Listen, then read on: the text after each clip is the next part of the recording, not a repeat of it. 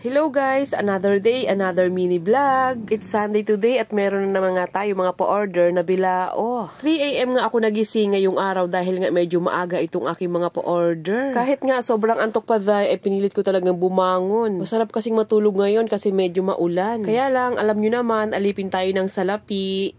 Kaya bangon ka talaga dahil para sa future mo yan. Charot. Ang order nga itong isang customer ko ay 100 pieces na putong bigas at isang large bilao na biko with latik. Kaya nga kagabi pa lang ay giniling ko na yung bigas at para ngayong umaga ay lulutuin ko na lang. Ganun nga madalas ang ginagawa ko kapag ang mga pa-order ko ay maaga. Para nga hindi mahagardo bersosa ang lola nyo. Char!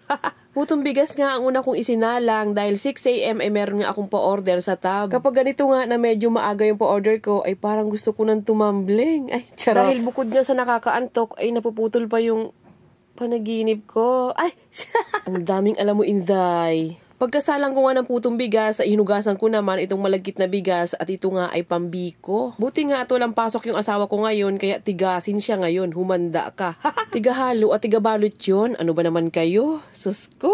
At nagawa pang magpa-cute sa camera ka at antok na antok pa yan, day. Habang nakasala nga yung aking mga niluluto ay hinihanda ko na itong aking mga bilaong paglalagyan. After 20 minutes nga, inahon ko na itong first batch ng aking putong bigas. Kapag putong bigas nga nakasalang ko ay medyo nakakaidli pa ako ng kaunti. 20 minutes nga nakasalang yan, kaya naman umiidli pa ako dyan. Siniset ko lang yung alarm ng 20 minutes, o diba? Alam nyo ba, minsan hindi ako nakapag-alarm at after 30 minutes na nga ako nagising. Kasi nga lumagpas na ng 10 minuto yung aking puto. Sus ko, parang gusto ko na talagang tumambling ng mga panahon na yun.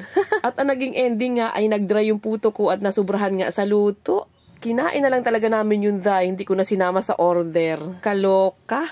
Sakto nga, napatapos na akong magluto nitong putong bigas, ay gumising na rin yung asawa ko. Dahil nga usapan na namin yun kagabi na siya ang maghahalo ng biko. Kapag medyo marami nga akong pa-order, tapos yung asawa ko ay walang pasok, ay masaya ang lola mo. Kasi nga, mababawasan yung trabaho ko. Mahirap mag-isa, dahil lalo na pag maraming order. Ang order naman itong isang customer ko ay large bilao na assorted kakanin. Kaya naman, sinalang ko na itong pichi-pichi dahil ito nga ay medyo matagal lutuin. Pinahalo ko na nga sa asawa ko yung biko habang nakasiting pretty naman ang lola nyo. Char! Abay, nagreklamo. Mangalay daw sa braso. Abay, minsan lang maghalo. Nagreklamo pa. At ayun nga, pagkaluto ay isinali na namin sa bilao para madali nga siyang ma-spread at mainit-init pa. Siya nga ang nakatoka sa biko na yan, pati ang pag-slice. Kasi nga maarte yung asawa ko pagdating sa mga hiwa-hiwa ng mga biko, maha. Gusto niya kasi perfect. Ay day, gusto niya ipare-parehas yung mga hiwa. Gusto niya ipare-parehas yung laki. Arte. Kasi pag sa akin nga, basta mahiwa ay okay na yan Pero pag sa kanya day, pantay-pantay talaga yan.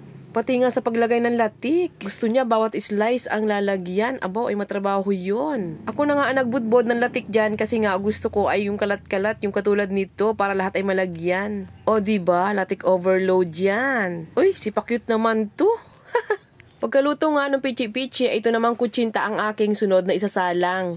Kagabi pa nga lang ay pinagsama-sama ko na yung mga sangkap nito para nga kinabukasan ay titimpla ko na lang. Kasi nga mahirap pag nagkasabay-sabay, day. Kaya dapat pag gantong maramihan ay meron ka ring strategy, di ba? Sabi nga para-paraan lang yan. Hindi rin talaga madali ang ganitong negosyo, day, kasi bukod sa nakaka-pressure, minsan may stress, alam mo yun. Minsan kahit kabisado mo na yung mga niluluto mo, may palpak pa rin. Di ba, day? Minsan mapapasabi ka na lang, bakit ganun? Iba yung lasa ngayon kaysa dati.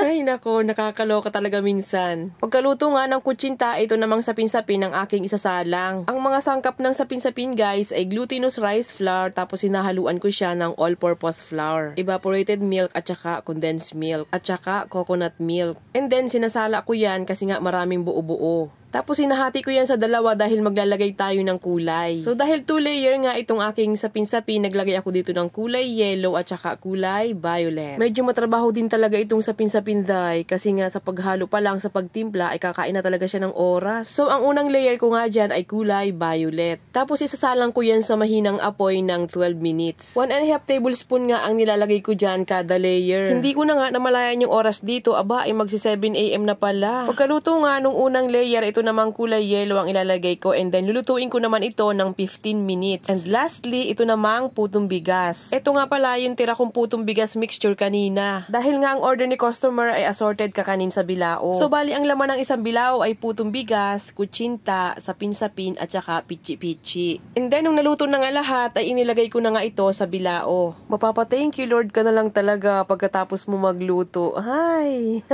Kapag yung mga luto ko guys ay puro steam lang, hindi ako masyadong napapagod. Kasi nga once na naisalang ko yan ay pwede pa akong magpahinga habang naghihintay ng oras. Pero kapag may kasamang biko, maha, espasol, ay medyo pagoda talaga day. Kasi nga super halo ka tapos medyo mainit, 'di ba? Pero kaya naman, basta may tiwala ka lang sa sarili mo at alam mong kaya mo. Go. Kasi wala naman trabahong madali, 'di ba?